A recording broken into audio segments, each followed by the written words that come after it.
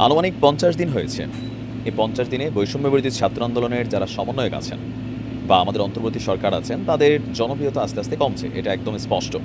আর এই কমার পেছনে মেইন যে রিজনগুলো হচ্ছে, প্রধান এবং অন্যতম বিষয়টা হচ্ছে সমন্বয়করা ভাবছেন বা তাদের কথাবার্তাতে অন্যান্য রাজনৈতিক দলগুলো যেই জায়গাটাতে দ্বিমত পোষণ করছেন, যে তাদের কথাবার্তায় মনে হয় যে ঢাকা ইউনিভার্সিটির শুধু ছাত্ররাই এই বৈষম্যবিরোধী আন্দোলন বা সারা বাংলাদেশে যেই সরকার পতন ঘটেছে আওয়ামী লীগ সরকারের, সেটা শুধু তাদের ক্রেডিট।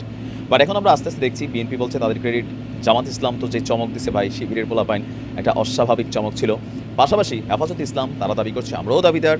তো এরকম নানান ইস্যুতে সমন্বয়কদের বিপরীতে আস্তে, আস্তে রাজনৈতিক দলগুলোর বিভিন্ন নেতারা কথা বলছেন। কেউ গুছিয়ে বলছেন, কেউ কৌশলে বলছেন, আবার কেউ সরাসরি বলছেন। বেসিক্যালি সরাসরি কথা বলেন, ডাইরেক্ট চেহারা টেহারার দিকে তাকায় না। তিনি হচ্ছেন মাওলানা মামুনুল হক।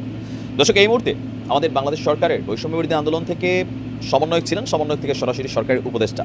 এই মুহূর্তে টেলিযোগাযোগ এবং তথ্য প্রযুক্তি মন্ত্রণালয় এবং তথ্য ও সম্প্রচার মন্ত্রণালয়ের যিনি উপদেষ্টা আছেন মোহাম্মদ নাহিদ, তাকে ২৪ ঘন্টার আলটিমেটাম দিয়েছে মাওলানা মামুনুল হক। মামুনুল হকের সাথে কি এমন ঘটলো যে নাহিদকে ২৪ ঘন্টার আলটিমেটাম দিচ্ছেন? এমনকি এটাকে হালকা নেওয়ার কিছু নাই।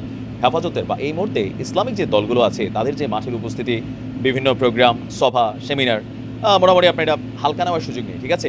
তো এখন কেন বাংলাদেশ খেলাফত মজলিসের এই মহাসচিব তাকে আলটিমেটাম দিলেন? আসুন দেখি ভেতরের গল্প কি।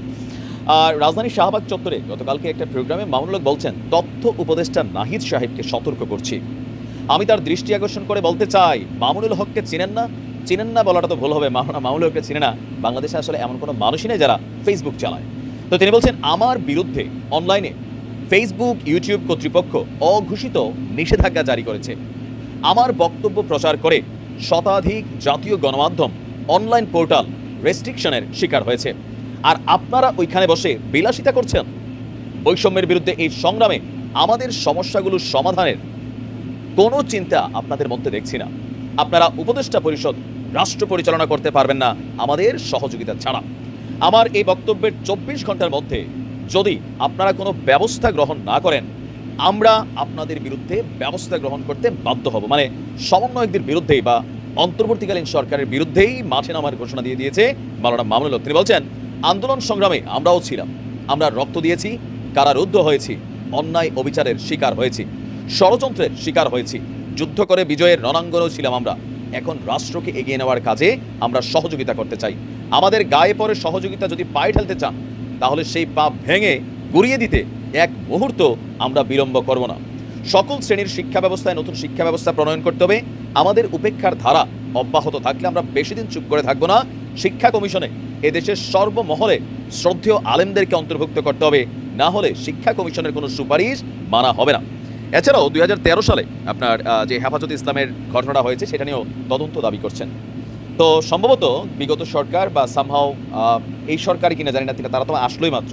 মাওলানা মামুনুল হকের কোনো ভিডিও আপলোড করলে রেস্ট্রিকশন আসছে, বা তার বক্তব্য যারা শেয়ার করছেন তারাও রেস্ট্রিকশন পাচ্ছেন। আবার সরকারও এগুলোর বিরুদ্ধে আগে ব্যবস্থা নিয়ে রাখছেন ফেসবুক এবং ইউটিউব কর্তৃপক্ষকে চিঠি দেওয়ার মাধ্যমে। সম্ভবত ওই বিষয়টা কি, মাওলানা মামুনুল হক যেহেতু এখন নাহিদ এই মন্ত্রণালয়টার দায়িত্বে আছে, সো তাকে বিষয়টা নিয়ে হয়তো কথা বলেছেন। নাহিদ হয়তো বিষয়টা ফোকাস করেনি, যার কারণে আজকে এই পাকা অ্যান্সার আসছে। তো নাহিদের উচিত বিষয়টাকে হালকাভাবে না নিয়ে সলিউশন করা, কারণ হেফাজত ইসলাম বড় কঠিন টিম। মাঠে নামলে কিন্তু খবর আছে, এটা বাস্তব। দেখা যাক কি হয়। ভালো থাকবেন।